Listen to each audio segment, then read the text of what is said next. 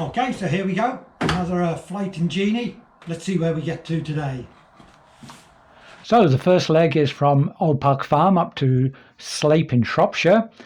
As you can see, we're just airborne here and got to the Neath Valley, Briton Ferry. There's the M4 down there, and the visibility isn't that fantastic.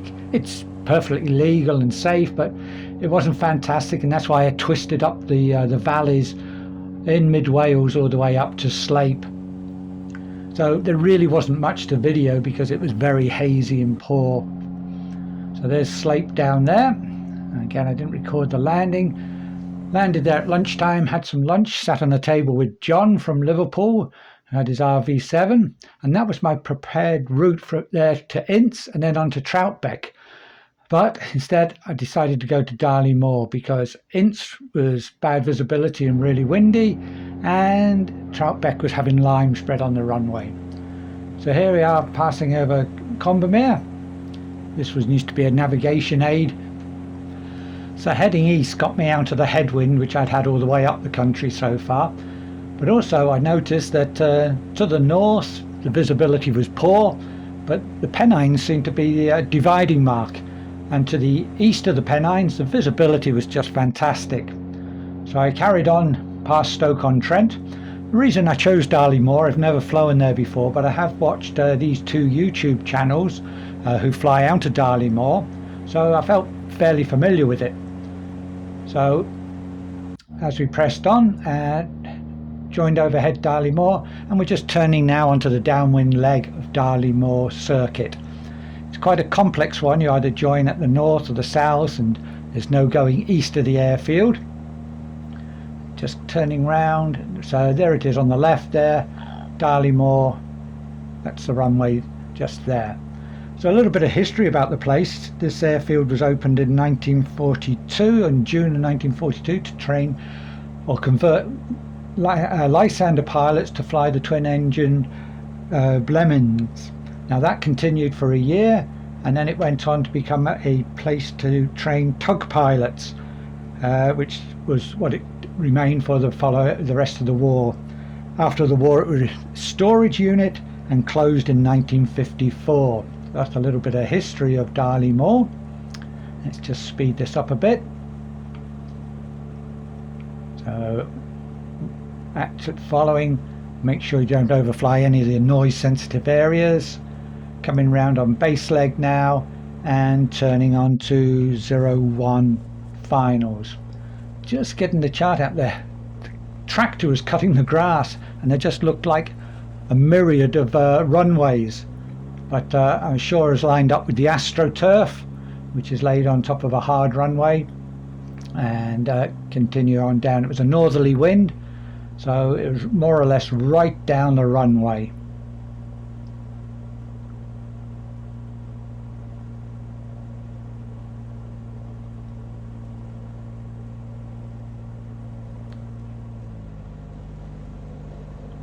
It is very narrow, the AstroTurf, but nice and firm. There's a tractor cutting on the right.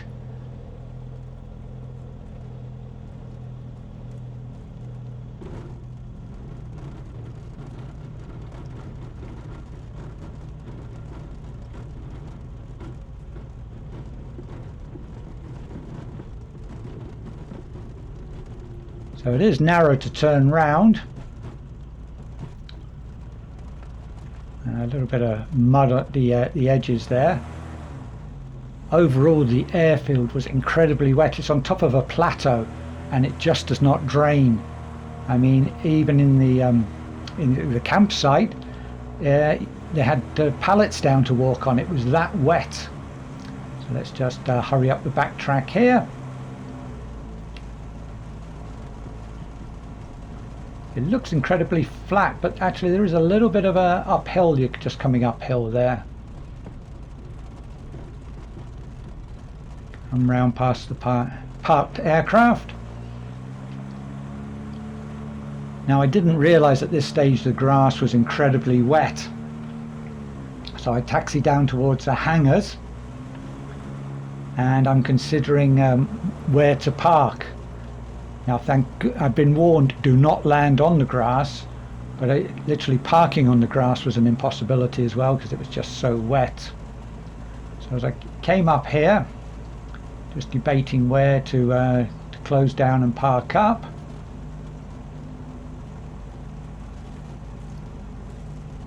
There's trying to look to see if there's any visitor parking places designated. But, couldn't see anywhere. And then a couple of pilots appeared from the hangar. Where are they? Just there. And opened the cockpit, a little bit of hand gesture and shouting, and they said, yeah, park up there. So that's where I parked up for the night. Now, I didn't intend to stay there initially, but what a find. It has a campsite, has hot showers, it has a cafe, which is open Thursday through to Sunday, and tie downs there, which apparently were from the war, which were used to tie down the Blenheims, etc.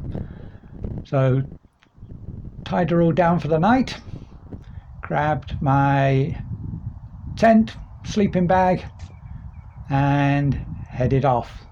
Now, not only is it an excellent campsite, you have alpacas as well. Alpacas apparently don't spit like llamas, which is a very good thing to if you're sharing a field with them. That was a recommended airbed. What a changer! So comfortable to sleep on.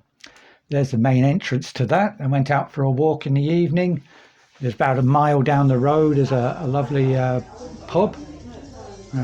Sat and had a drink, and then headed on back in the evening sunshine. It was cold, as I say, it was a northerly wind and it was fairly cold, hence the coat. But what a beautiful spot.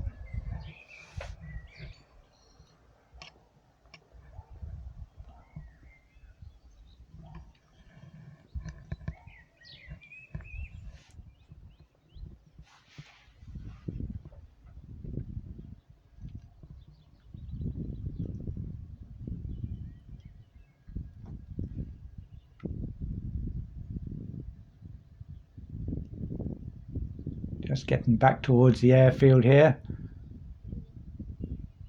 This road does literally go across the threshold of the runway.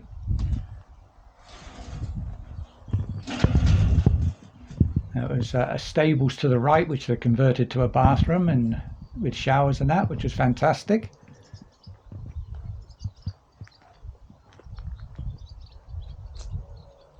Hi neighbours.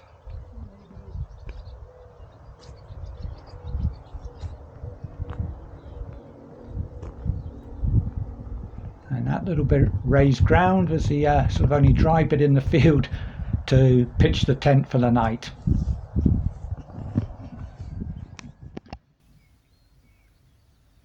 Now in the morning I was woken up with a farting alpaca. Scared the life out of me, didn't know what it was. It was right next to the tent. They were right there. The cafe was open, a good breakfast there. And then I decided on a short leg from there down to Otherton. So this is the route down to Otherton, just 23 miles, pretty straight line. So just getting ready to take off from Darley Moor. Now they advise, because they have paragliders, paramotors taking off down the other corner, that you taxi to what is clearly a sort of ridge in the runway so they can see and hear you before you start your takeoff roll. You just notice in a minute I taxi down there and take off from that point. Still plenty of runway left. You can see there it is quite high, 580 feet above mean sea level.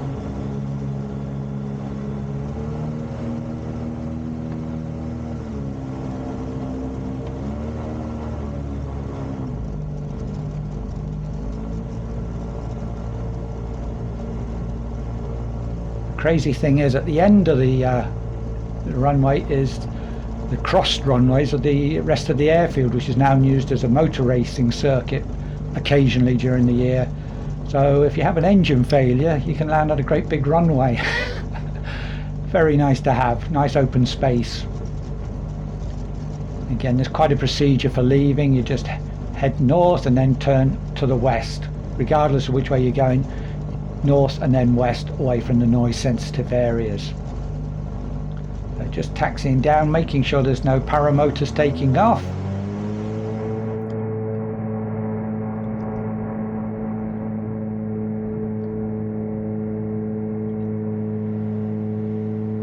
A little bit of a crosswind this morning coming from the left.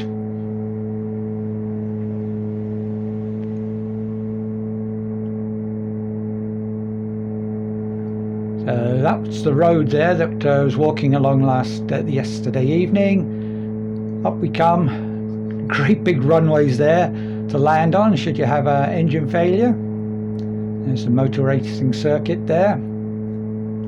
So continue for a certain distance and then turn to the west. And this will make sure you avoid all the noise sensitive areas. Let's speed this up a bit.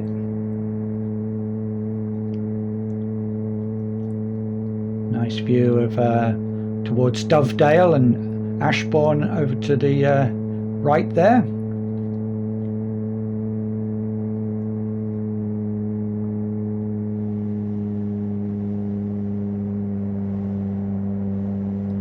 And this is more of the direction I'm heading south. There's Abbots Bromley. You can see Abbots Bromley airstrip there just above the words, and the village just beyond. Fantastic navigation aid this reservoir is, like a huge letter Y with a road going across the middle of it. So over Cannock Chase now. Now it happened to be a couple of aircraft landing at the landing at the same time, so I did a couple of orbits just so it didn't get the circuit crowded, because at Otherton the circuit is really crowded. It's a very tight circuit. Now I never realized until speaking to people there that I just thought it was a Microlight field, but it used to be RAF Penkridge. There's the runways. And again, that was opened in 1942 and was number 28 elementary flight training school, flying Tiger Moth from there. So that's something I learnt.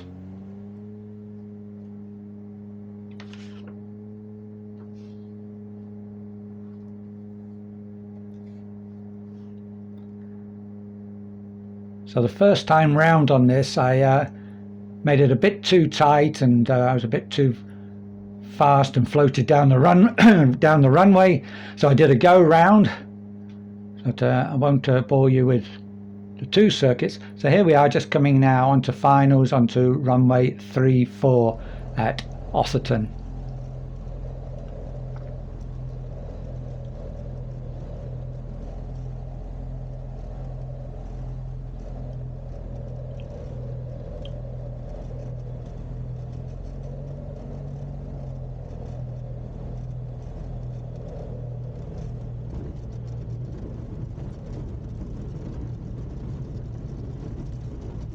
So again at Otherton, another good cafe of a weekend only. And walking round, I met a gentleman by the name of Jeff, who just built this Renegade from plans. Has a 912 in it. He'd been out taxing it. It's not cleared to fly yet, but an absolutely beautiful aircraft. It's taken him 4 years to build. He was very rightly proud to show me around it. So I decided then to go to Fisherwick, just a short hop over Cannock Chase. So here we are, taking off again on runway 34.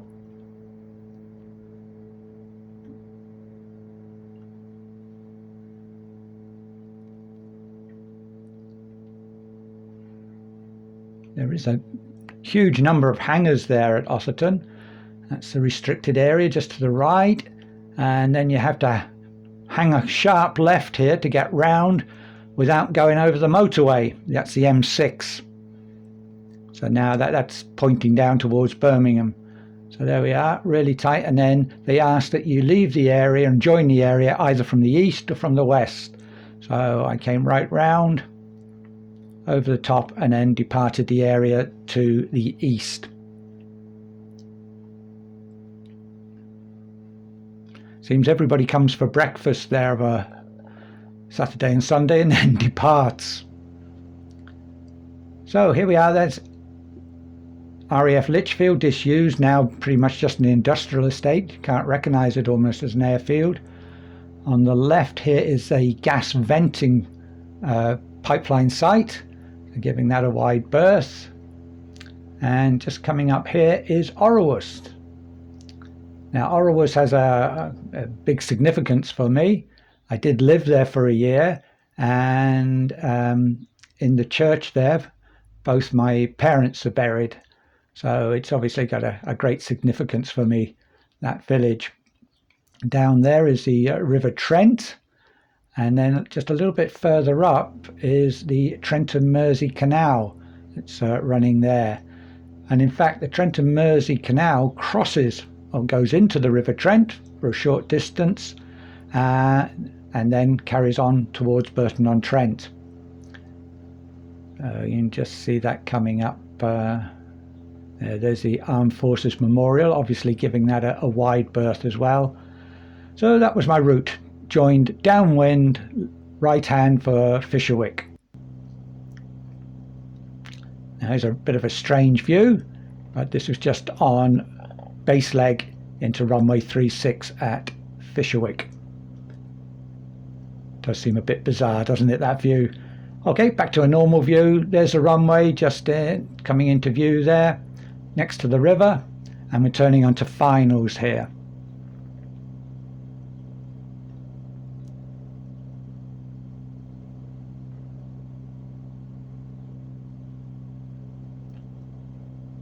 Very long, flat runway, absolutely lovely.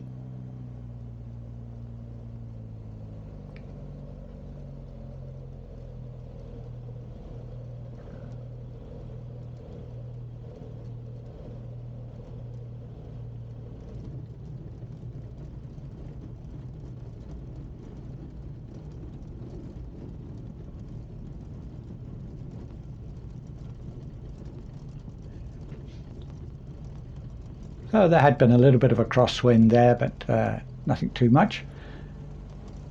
Now, when I arrived here, I'd still plenty of daylight left. I didn't know if I was going to go on somewhere else, but I was met by well, the Chief Flying Instructor Mick and Jen, who seems to be doing the admin there and what have you.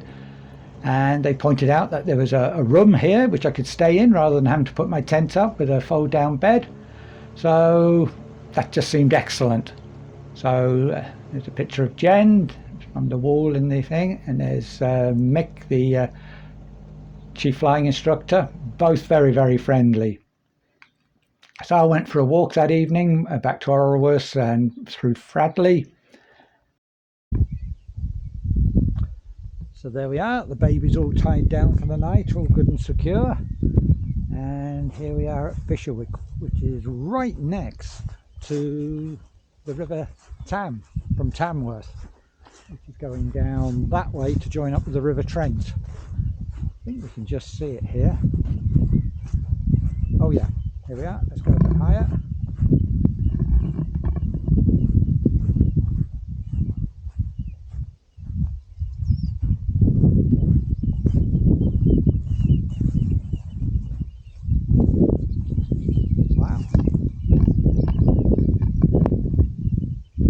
Quite fast there. There's some ducks over the other side of there. Well, they were saying unbelievably at the airfield here it doesn't flood. As you can see, this side is much higher than that, and there was ash from the local power station was spread all across here, which is really good draining, and it's about 6 foot higher here than the other side. So really benefited with that, and they apparently lose very few days with them through being waterlogged.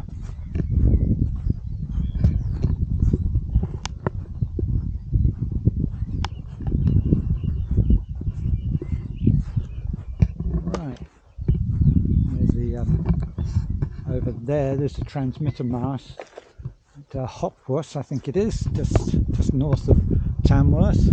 And that is 1,500 feet high, and that really supports the Manchester control airspace, which starts at 1,500 feet. handy to have that held up there. Let's just have a look up here, see what view we get.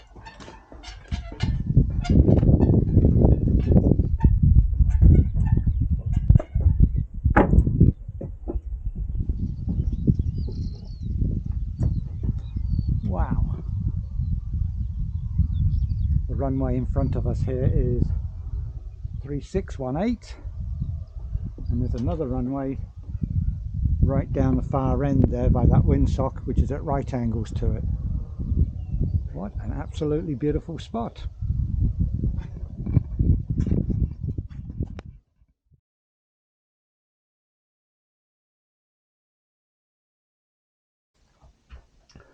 Right, so this is home for the night.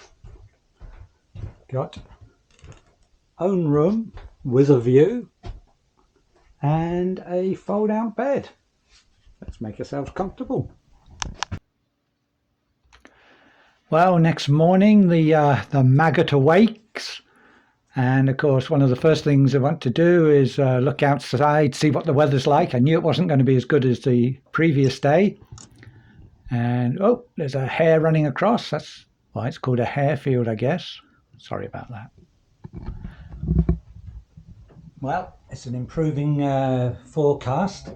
So I'm just getting the plane ready here at Fisherwick. Got the plane from its parking spot. You can see over there the aerial is now clear. That's 1,500 feet.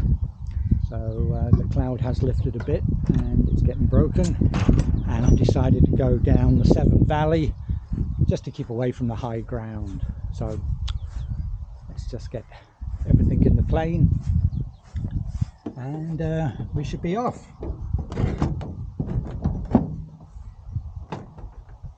Got one bag in, the next bag will go up the top there.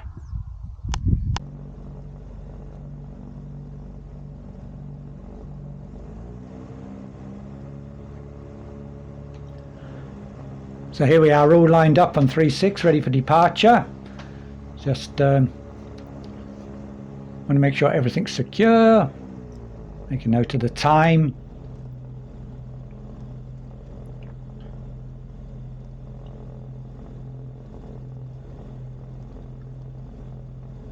Just have one last look around, make sure that there isn't anybody in the circuit. There wasn't anybody else there at all. But can't be too careful. Let's just have a look right round up on the approach. Nobody there. And then we can do a rolling start.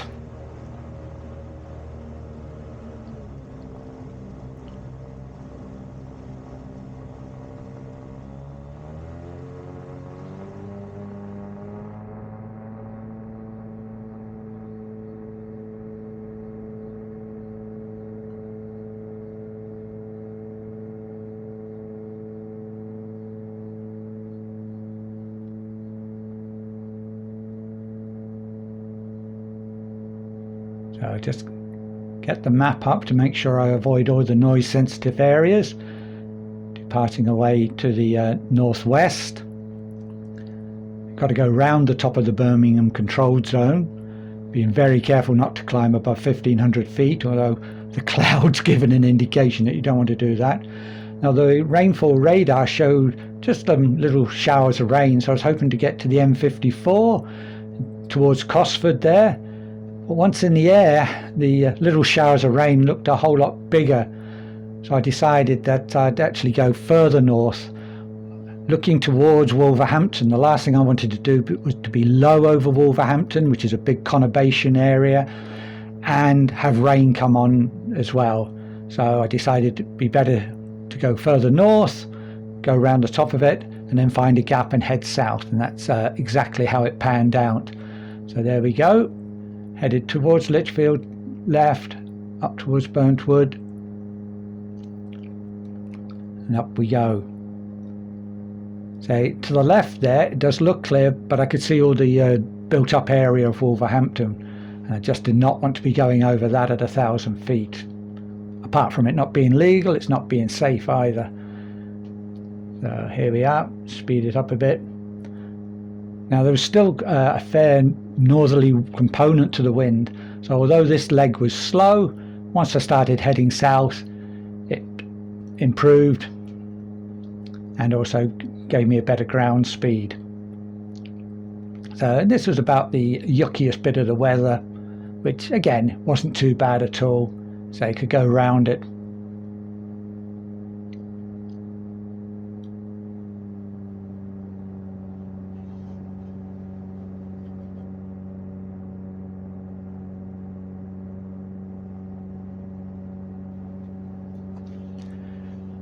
That was the route up, round, past Otherton again, over the M6, then down over the M54, speaking to Halfpenny Green or Wolverhampton.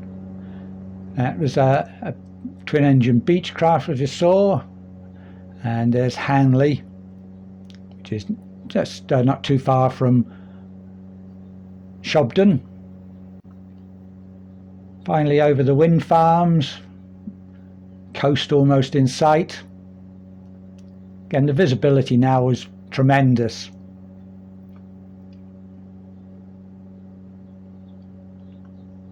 So there you are, I can see down to the coast.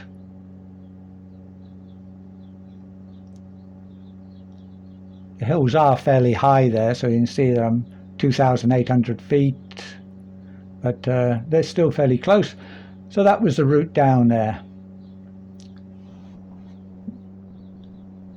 Let's speed this up. Just arriving back at Old Park Farm, going over to see which way the wind is. Decided to land on runway 30, which was more or less into wind. So a great big circular descending circuit. Nobody else was flying. And back to normal speed. So it's a case of going round the windmill and then onto 30.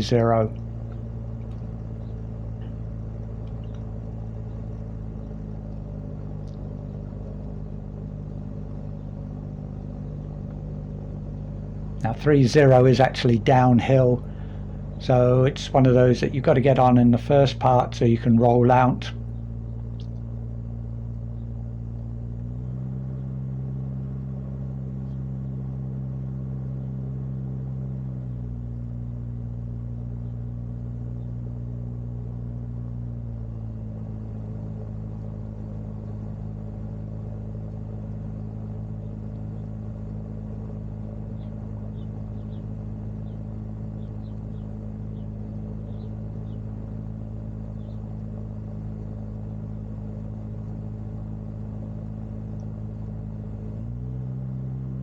So,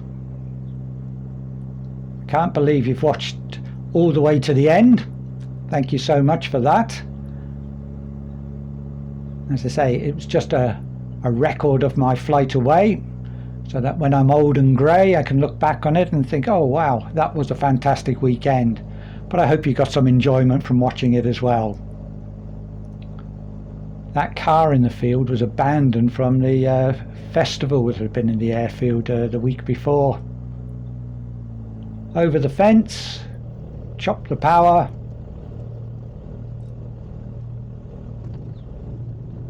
and back home again. Brilliant. Oh, some of the tents still from the festival as well.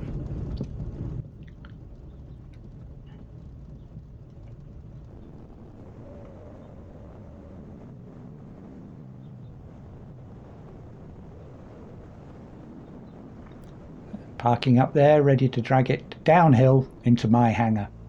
Thanks for watching.